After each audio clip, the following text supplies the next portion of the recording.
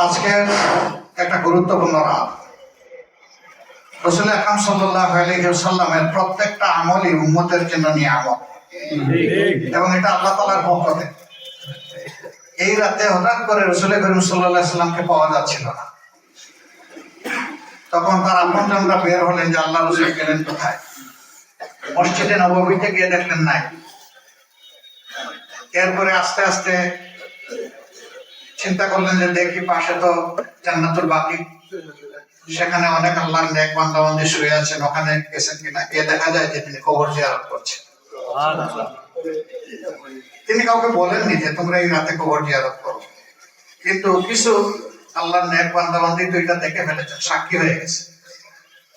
আর বলছিলাম যে রাসূল করিম সাল্লাল্লাহু আলাইহি সাল্লামের প্রত্যেকটা আমলই আমাদের জন্য নিয়ামত।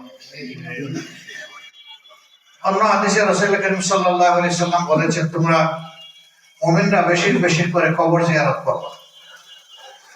তাহলে যিনি দুনিয়া থেকে চলে গেছেন তার হকটা তুমি কিছু আদায় করতে পারলা। আর বড় কথা হলো তোমার মৌতের কথা তোমার স্মরণ হবে, যে আমিও একদিন মাটির বিছানায় মাটির ঘরে এরকম চলে যাব। আজকে যেদিকে তাকাই সব দিকে দেখি যে আমার খুবই উৎকর্ষ, অনেক আত্মীয় স্বজন, ধন, বিত্ত, কোনো কিছুর কোনো অভাব নাই। কিন্তু ওই জগৎ সম্পূর্ণ আলাদা। মাটির একটা পর্দা গোটা দুনিয়া থেকে আমাদেরকে বিচ্ছিন্ন করে দেবে। ওই জায়গাটা যাদের জন্য কল্যাণের হবে, আল্লাহ তাআলার পক্ষ থেকে বরকতময় হবে, তারাই আলহামদুলিল্লাহ সৌভাগ্যবান হবে। এই মাসটা বরকতময় মাস। রাসূল আকরাম সাল্লাল্লাহু আলাইহি ওয়াসাল্লাম রজব মাসের প্রথম দিন থেকে একটা দোয়া শুরু করতেন, আল্লাহুম্মা বারিক লানা ফি রজব ওয়া শাবান ওয়া বাল্লিগনা রমাদান। ইয়া আল্লাহ, তুমি আমাকে রজব এবং শাবানের বরকত দাও, তার মানে বরকতপূর্ণ মাস, এবং রমজান পর্যন্ত আমাকে বালিগ করো, পৌঁছায় দাও, হায়াত। সবাই বলেন আমিন। এ দোয়া আমরাও করি, আমাদের নিজেদের জন্য করি।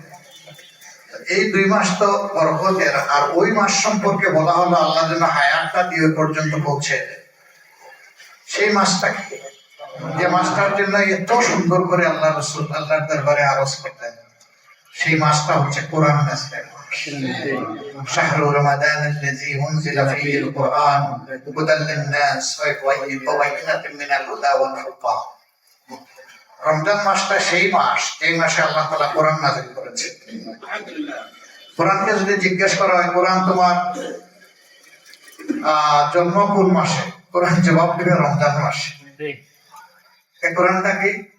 এটা হচ্ছে হক বাতিলের পার্থক্য, এইটা হালাল, এইটা হারাম, এইটা ঠিক, এইটা বেঠিক, এটা ভালো, এটা মন্দ। এটা স্পষ্ট করে এই কোরআন দিয়েছে, মবিন, একদম মবিন, কোনো অস্পষ্টতা নাই। আমার যদি এই কোরআনকে জিজ্ঞেস করা হয় তোমার জন্ম তারিখ কত, তাহলে এটারও জবাব আছে কালামে হাকিমে, ইন্না আনজালনাহু ফি লাইলাতিল কদর। আল্লাহ তাআলা লাইলাতুল কদরে এটাকে নাযিল করেছে। তার অনেক মানে, এমন হতে পারে যে আল্লাহ তাআলা পুরো কোরআনটাই ডিজাইন করেছেন এই লাইলাতুল কদরে। এরপরে আল্লাহ তাআলা তার মর্জি মাফিক নবী মুহাম্মদ রাসূলুল্লাহ সাল্লাল্লাহু আলাইহি সাল্লামকে হাদিয়া করেছেন, এবং এটি দীর্ঘ 23 বছরে হাদিয়া করেছেন, একদিনে করেন নাই। হযরত মূসা আলাইহিস সালামকে তাওরাত আল্লাহ একই দিনে দান করে দিয়েছেন।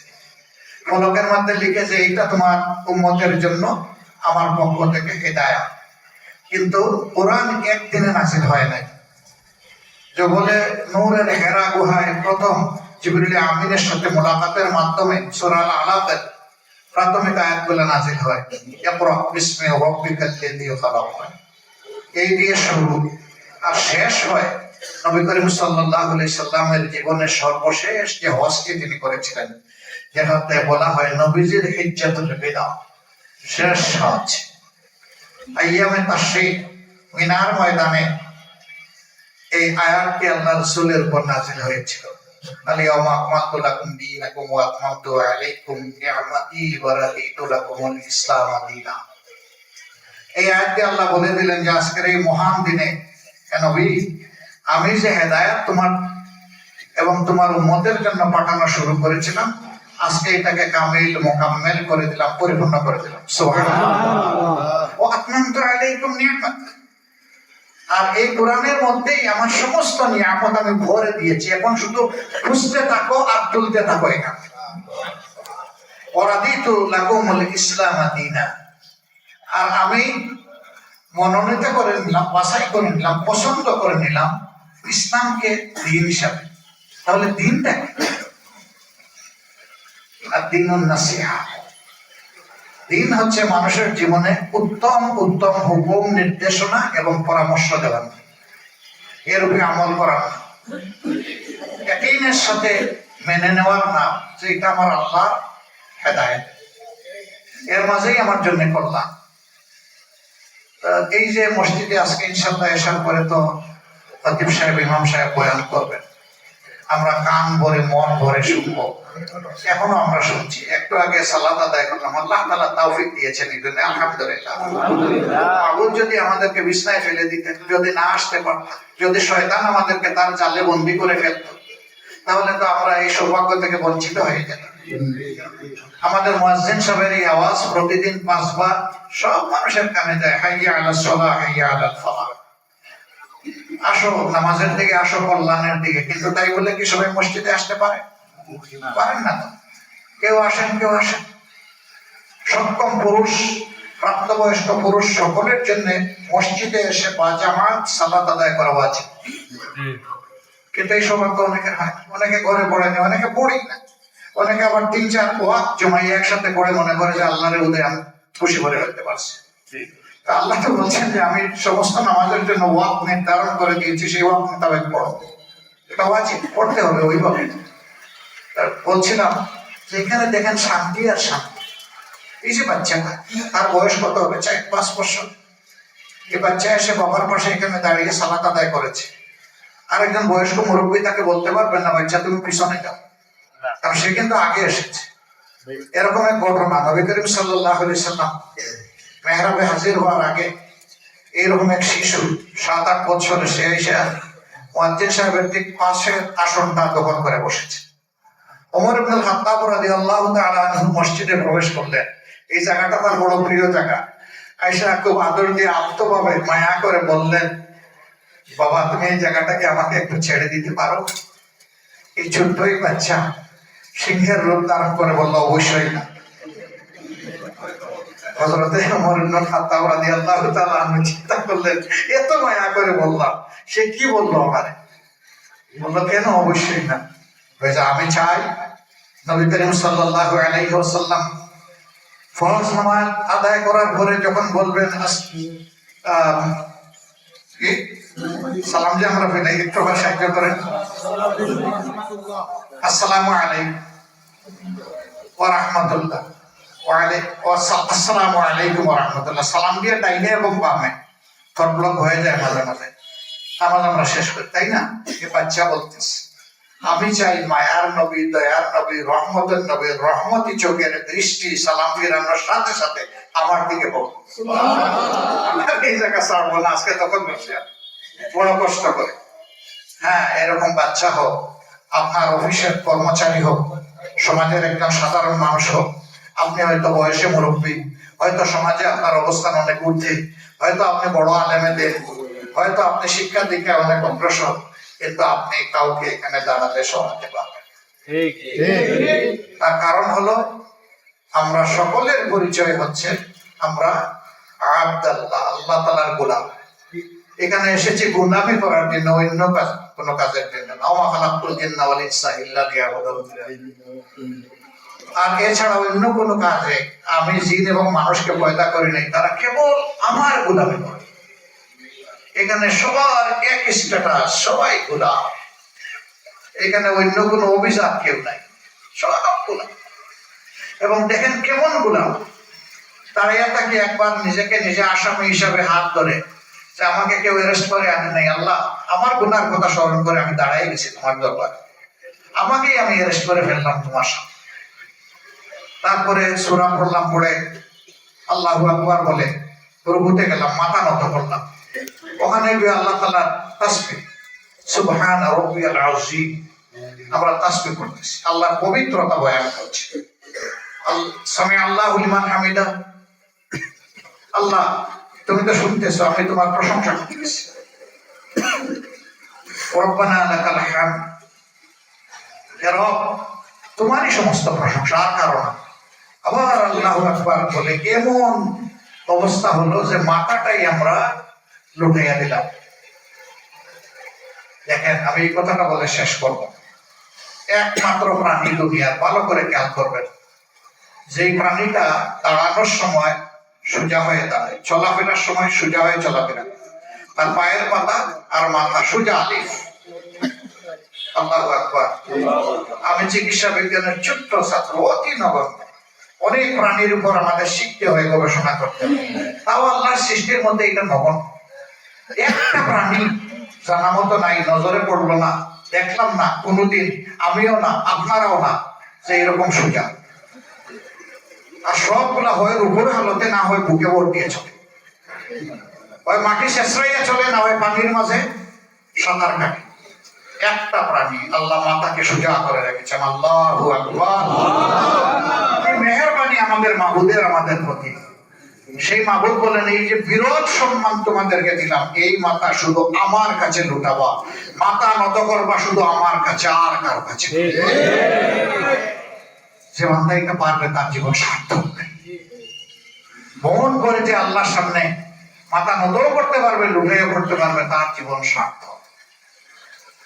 মানুষকে আল্লাহ তাআলা মায়ের পেট থেকে পয়দা করে নিষ্পাপ অবস্থায়, আল্লাহর বান্দা যখন সিজদায় দিয়ে কাঁদে, চোখের পানি ফেলে আর বলে, মাবুদ গো, আমার গুনাহ না হয় তোমার হিমালয় পর্বতের মতো, কিন্তু দয়ার মাবুদ, তোমার রহমতের মাগফিরাতের কোনো সীমা পরিসীমা না।